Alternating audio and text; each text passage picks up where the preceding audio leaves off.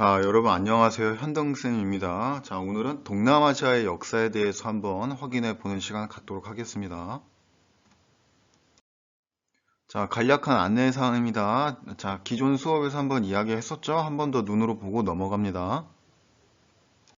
자, 여러분 교과서에 있는 동남아시아 지도입니다. 뭐 크게 확인할 건 없고요. 각각의 국가들이 어디에 위치하고 있는지 여러분 눈으로 한번 확인해 보세요.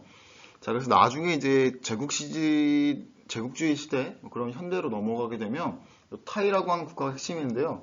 왜 그러냐면 프랑스하고 영국이 이제 쳐들어오게 되는 그런 시점에서 중립국으로서 완충지대를 계속 유지하고 있기 때문에 그렇습니다. 그래서 이 미얀마는 나중에 영국 같은 데로 넘어가게 될 거고, 이 베트남, 인도 차이나 반도는 이제 프랑스 계열로 넘어가게 되는데 그 사이에 위치해서 독립을 유지했던 대표적인 국가 중에 하나이기 때문에 나중에 여러분이 기억을 해두시면 되겠고, 그냥 지도의 내용들 보면서 각각의 국가 어디에 위치하고 있는지 한 번 더 확인해 보세요. 자, 선생님하고 같이 동남아시아 학습지 빈칸 채우면서 한번 학습해 보도록 하겠습니다. 자, 동남아시아 뭐 정치적인 상황을 우리가 배워볼 건 아니고요. 동남아시아 이제 문화라고 하는 부분 한번 배워볼 겁니다. 자, 보세요. 자, 특징을 이야기하면 인도, 중국 플러스 이제 이슬람 문화가 이제 종합되었다라고 볼 수 있는데, 여러분이 이제 지도상에서 아까 봤을 때 보면은 북쪽에 이제 인도하고 중국이 있을 거고요. 그 아래에서 이제 이슬람 문화들이 들어옵니다. 이슬람인들이 주로 이제 상인이잖아요. 이들이 이제 상행위를 하면서 동남아시아 이제 교역을 지나가게 되는데, 그러면서 이제 이슬람 문화가 이제 전파되었다라고 여러분이 보면 될 것 같습니다. 그래서 인도, 중국, 이슬람의 문화가 복합적으로 나타난다라고 여러분이 보시면 기억하기가 조금 더 좋을 것 같고요. 자, 먼저 베트남부터 보겠습니다. 자, 베트남은 이제 북부하고 이제 중남부를 나눠서 한번 볼 건데요. 자, 북부가 핵심이라고 볼 수 있겠네요. 자, 베트남 북부는 한대 이래부터 중국의 지배를 많이 받았습니다.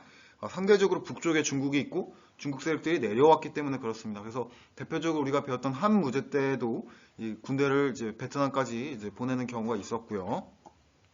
자, 그럼에도 불구하고 끊임없는 이제 독립운동일까요? 다툼을 통해서 중국으로부터 독립을 하고 있고요. 그 이후에 이제 등장하게 되는 왕조들을 리왕조니, 쩌낭조진 이런 이름들을 쓰게 됩니다. 자, 특히 이제 쩌낭조와 같은 경우를 한번 여러분이 보시면 요 당시에는 이제 중국이 원나라였어요. 그래서 원나라가 원래는 이제 몽골이죠.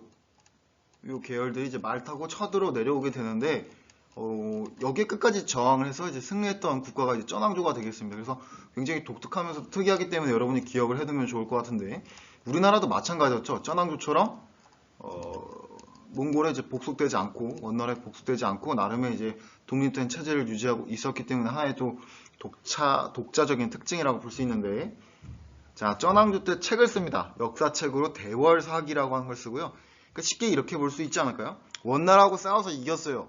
자랑하고 싶을 거 아니겠습니까? 그걸 역사책으로 쓴 거죠. 자, 그리고 독자적인 문자를 만들어내는데 그걸 쯔넌 문자라고 합니다. 자, 우리가 문자라고 하는 건 4대 문명 이후에 모여 사는 사람들의 의사소통을 위해서 발전된 하나의 뭐 문화체계라고 이야기를 했었습니다. 쩌낭조 때는 이제 독자적인 문자로 쯔논 문자를 만들고 있습니다. 자, 그럼 이렇게 생각해 볼 수 있겠죠. 중국의 영향력을 받으면서 한자나 한문 문화권을 쓰고 있었는데 그것이 좀 벗어나면서 자기만의 정체성을 찾아나가면서 우리가 배웠던 인도의 뭐 구파 왕조처럼 뭐 독자적인 문화들이 나타나고 있다라고 하는 식으로 한번 표현을 해볼 수 있는 왕조가 베트남의 쩌낭조가 되겠고요. 자, 그 다음에 그 아래 봅시다. 중남부에 참파라고 하는 데가 있는데, 자, 여기서는 힌두교를 수용합니다. 자, 그럼 아까 우리가 봤던 내용을 확인해 볼 수 있죠. 힌두교를 수용한다는 건 즉 인도의 영향을 받고 있다라고 하는 거고, 또 중국으로부터 지배를 받거나 공격을 당했다라고 하는 것은 방금 이야기했던 중국의 영향력을 받고 있다라고 하는 것을 우리가 실제로 눈으로 확인해 볼 수가 있겠습니다. 해상무역도 주로 했었고요. 자, 그 다음에 오른쪽으로 넘어가서 캄보디아 볼 겁니다. 캄보디아. 자, 캄보디아에는 진랍이라고 하는 국가가 있었는데 6세기 중엽 크메르족이 세웠다라고 이제 이야기를 하고 있고, 자, 캄보디아 하면 유명한 게 바로 앙코르와트죠. 자, 그 앙코르와트가 어디에 있느냐? 바로 앙코르 왕조에서 만든 건물입니다. 뭐 물론 앙코르 톰이라고 하는 건축물도 유명하긴 한데 굉장히 많이 찾는 관광지 아니겠습니까? 자, 이 앙코르와트는 중요한 게 있는데 원래는 힌두교 사원이었단 말이에요. 근데 이게 이제 불교 사원으로 바뀌어나가게 됩니다. 그래서 똑같은 사원이 지금 종교의 색채가 다르게 이제 쓰이고 있다라고 하는 것도 여러분이 생각을 해볼 수 있고, 왜 우리가 저기 이스탄불에 가면 그 성 소피아 성당이라고 굉장히 큰 거 있거든요. 그거 이제 그리스 정교를 대표하는 사원이라고 이제 일반적으로 이야기하는데, 이슬람 세력이 뻗어나가서 그 이스탄불을 점령했을 때는 또 이슬람 사원으로 쓰이기도 했거든요. 그래서 앙코르 왕조에서 이야기한 앙코르 와트라고 하는 건축물도 사용에 따라서 이제 변화가 나타나기도 했다라고 하는 거 여러분이 한 번 더 확인해 보십시오. 자, 그 다음에 그 아래 가볼게요. 자, 태국입니다. 태국. 자, 일반적으로 우리가 인도사 배울 때 어떤 이야기 했었냐면, 동남아시아로 상자부 불교가 포교된다, 그런 이야기를 했었습니다. 자, 그래서 지금 보고 있는 태국과 미얀마, 잠깐 렉이 걸린 것 같은데요.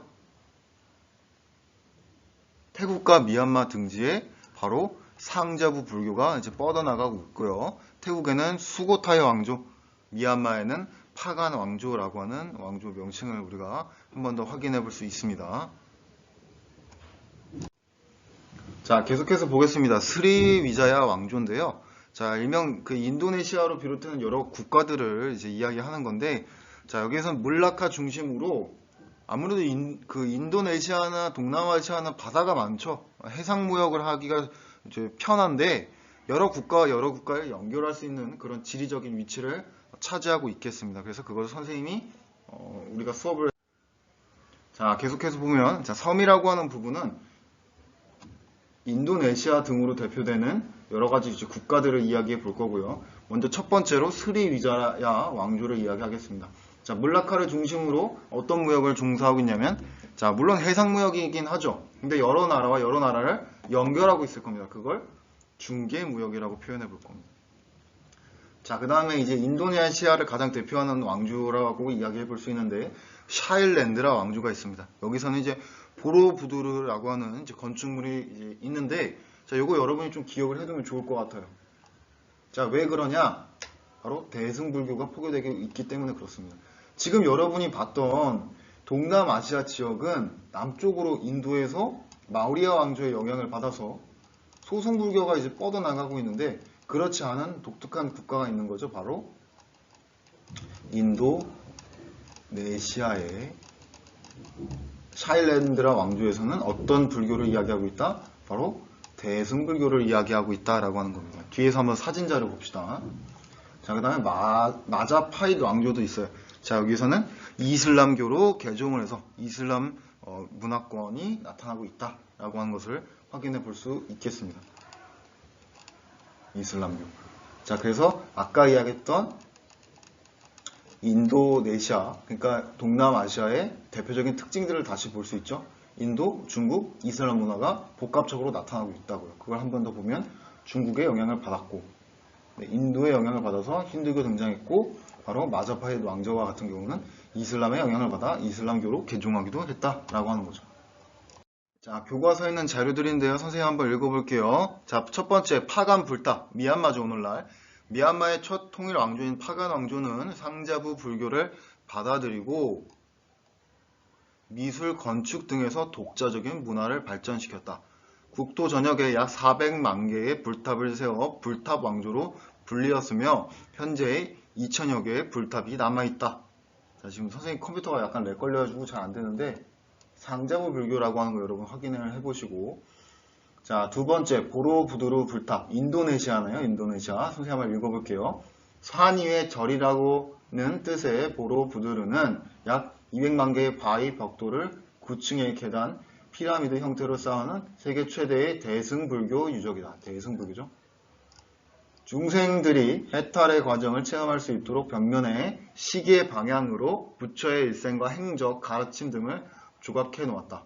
각 층에 수많은 탑이 있고 정상에 또 하나의 탑이 있어 전체적으로 볼 때 하나의 거대한 탑처럼 보인다. 지금 잘 안 보이는데 격자무늬처럼 뭐 이런 식으로 되어 있어요. 그리고 탑의 구조가 지금 잘 안 보이죠. 뭐 이런 식으로 되어 있을 겁니다. 이런 식으로 되어 있고 이 격자무늬가 이 안에 있다라고 하는 거죠. 그래서 뭐 이런 격자무늬 아니겠습니까? 이런 무늬가 뜨면 여러분은 어떤 왕조다라고 보면 되냐면 인도네시아의 보로부두르 샤일랜드라 왕조다라고 보면 됩니다. 왜 뭐가 중요하다고 했죠? 바로 대승불교라고 하는 게 중요하다고. 왜? 동남아시아는 주로 상제부 불교가 뻗어나가고 있는데 대승불교가 인도네시아에서 나타나고 있다라고 하는 거. 자, 그 다음으로 갑니다. 앙코르와트, 오늘날 캄보디아인데요. 한번 읽어볼게요. 앙코르와트는 12세기 전반 앙코르 왕조의 수르야 바르만 2세가 비슈누 신에게 바치기 위해 약 30년에 걸쳐 조성한 힌두교 사원이다. 자, 무슨 사원이라고요? 힌두교 사원. 폭이 200m에 달하는 해자로 둘러싸여 있으며 주변에 담장을 친 후 3층의 건물을 쌓고 그 위에 5개의 탑을 쌓았는데 이는 3개가 큰 바다로 둘러싸여 있고 그 중심에 메루산이 있다는 힌두 신화를 표현한 것이다. 훗날 이 사원은 자, 무슨 사원으로 이용됐다? 불교 사원. 그래서 힌두교에서 불교로 사원이 바뀌는 모습들을 확인해 볼 수 있습니다. 마치 이제 옥수수의 모양처럼 독특한 형태의 모양을 띠고 있는 건축물이라고 이야기해 볼 수 있고, 다시 이야기하면 앙코르와트는 힌두교에서 나중에 불교 사원으로 변화해 나갔죠. 자, 그 다음 베트남입니다. 베트남.